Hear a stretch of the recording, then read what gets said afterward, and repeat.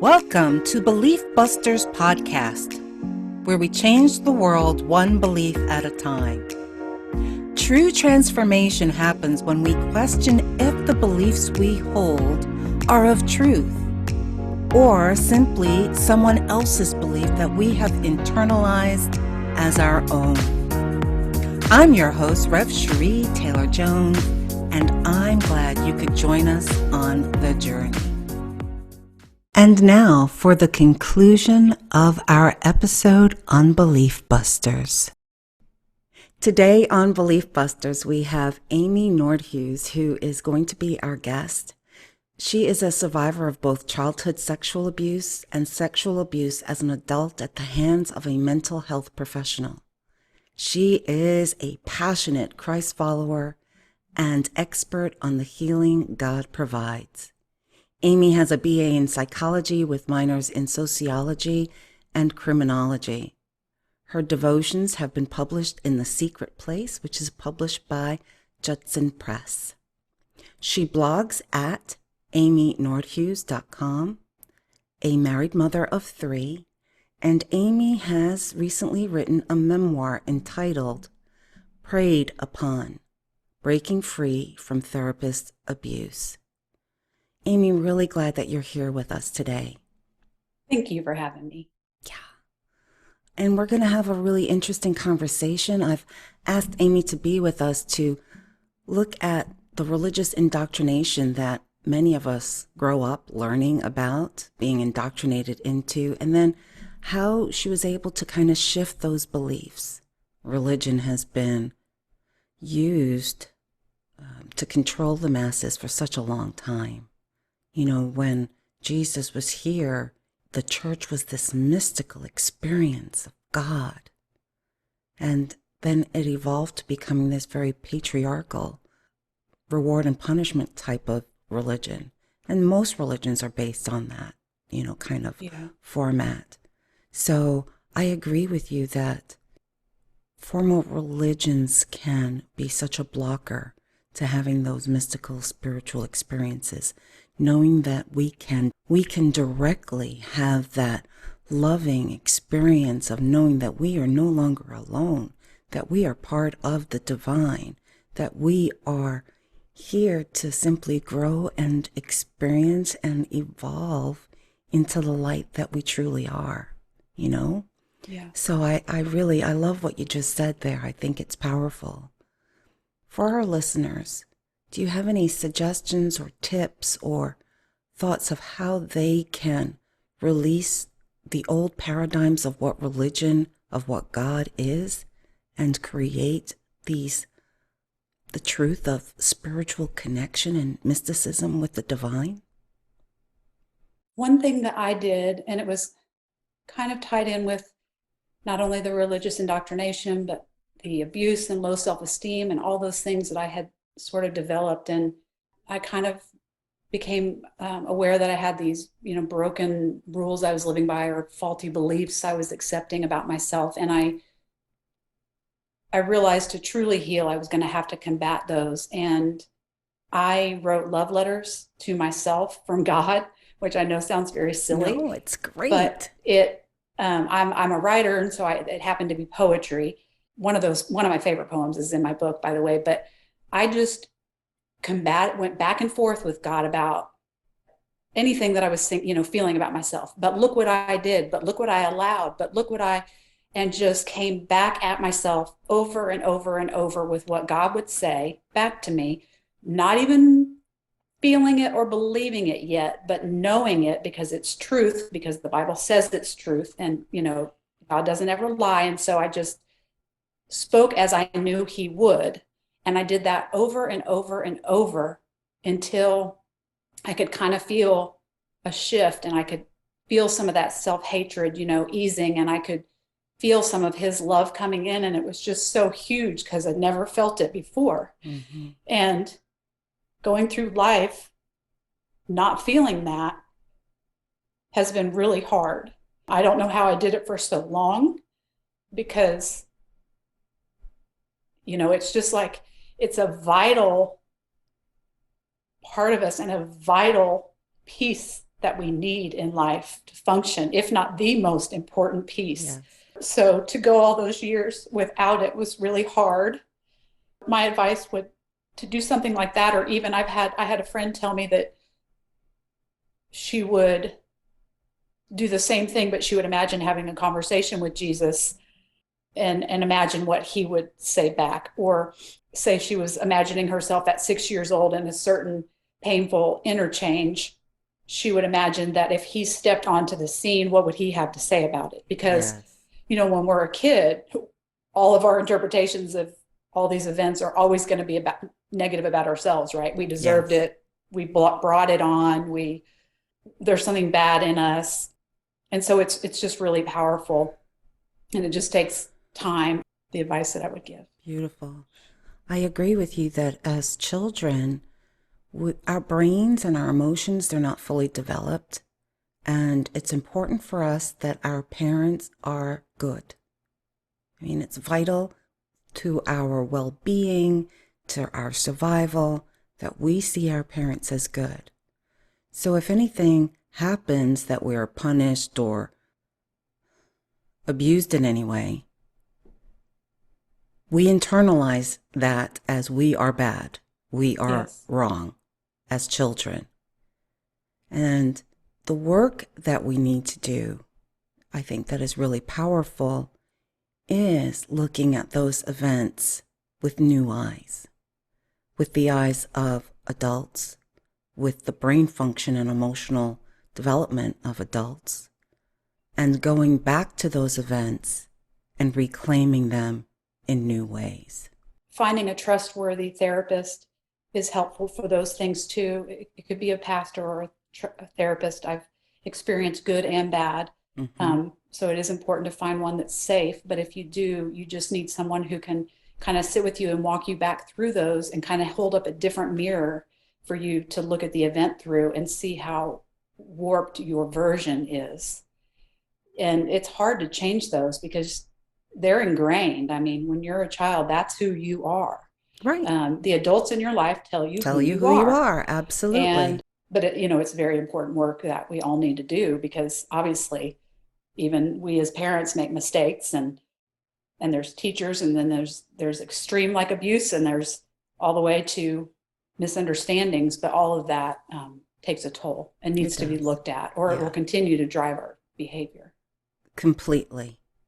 There is this, I think the reason that I'm so passionate about our beliefs and where they come from and that we have the ability to change them is because as adults, I see time and time again where people are trying to put on this positivity on top of all of the abuse that has happened, all of the trauma underneath that hasn't been resolved or hasn't been looked at or reframed. And all the positivity in the world does not stop what drives us, which is the beliefs underneath. Right. And so it's really important for us to do this work of looking at what people said we are versus who we really are. And we have this wonderful capacity as humans to rewrite those neural pathways, to change those grooves that we have experienced, and then we replay over and over and over and over in our minds. We have this ability to create new neural pathways that shift the definition of who we are and who God is. Yes. And allow him to show himself to us, in a way that he would like to, or in a way that's unique to us. I, think it's so cool. And I love hearing people's stories just about, God knows what would be meaningful to me versus what would be meaningful to you, and so he knows how to show up and love on us just in the way that would be special to us. And, I just I didn't hear anything like that in church, growing up, or his love for us. I guess I don't remember hearing as much about that. Yeah, I understand that. And his deep acceptance of, who we are, regardless of what we're doing, regardless of if we're in church or not in church or whatever. His love is the same. Yes. So there is this deep love for the individual, not the doer and behavior of the individual. Right. Yeah, because in our society, we are very puritanical in our thinking that what we do is who we are. And it's really important for that distinction. And I think that really allows the spiritual connection and mystical experience of the divine is when we get that all of that is man-made. But what Yeah. isn't is that we are the spark of God. And there's that Yeah. connection. Yeah. And I kind of replaced some of my old rules, what I mean by old religious expectations, you could say. I used to love to read my devotional in the morning and my Bible, and I did that, for a long, long time. And then it started to become a chore. And then I felt again like I was a bad person if I didn't do it. And that's the least I can do for God is read the paragraph, Yes. But I'm such an honest person, and like he knows that I don't feel like reading it. And then it was so bad, the guilt creeps back in where this is so embarrassing to even admit, but I would read the devotion and it would have 3 scriptures, and I would look it up and I would read it, and that would be good. And used to be, I would ponder it and journal on it. And then I just read those scriptures. And then I thought, well, just read the paragraph. Then you don't have to read the scriptures, or just read the scriptures, not the paragraph. Well, I felt kind of guilty. Then I didn't want to do it at all. And recently, someone asked me, what does your self-care look like these days? And these days, sometimes I sit in the same chair that I used to sit in and read my devotions, but sometimes all I can do is close my eyes and just picture myself with Jesus. Sometimes that's all I can do. And I know now that that is meaningful to him. Me breezing through that devotional, making sure I read all 3 of the scriptures. He wants the true relationship. I mean, there's no fooling him, and we know that. He would much rather me sit there with my eyes closed and just talk to him than he would read a devotional. Yeah, once again, it's the rules of what we think it Yes. should look like. They keep creeping back in. Yes. And I Yes, have they to just do. say, no, that isn't how it works. And I know that. So I just have to kind of catch it when I see it happening again. Yes. I know sometimes we think once we do the work, we're done, and it's like it never happens again. I And know. I know. And I get these negative thoughts that pop into my head. Usually it's in the mornings when I'm getting ready. And I don't know if it's because my mind is idle, but I just go, no, nope. correct. Like whatever it is, nope. I just cut it off. I don't have to analyze why or really go down any kind of rabbit trail. I'm just like not entertaining that. So goodbye. And I just have to keep doing that. And sometimes I just have to say Jesus's name, to get Mm-hmm. until those thoughts go away. So Yeah. No, I hear you. I think our minds are quite brilliant, and our minds would like to believe it is the truth of who we are. It's a tool. Our mind is a tool. And we've given it so much power that it takes us a really long time to kind of shift the mind into, you're a tool I use, and I am the Spirit of God in expression, is my truth. So it's a constant work to look at reframing, to engage with the thoughts that they come up. I'm at the point in my spiritual journey where when the thoughts come up, I'm able to have the conversation with the thoughts.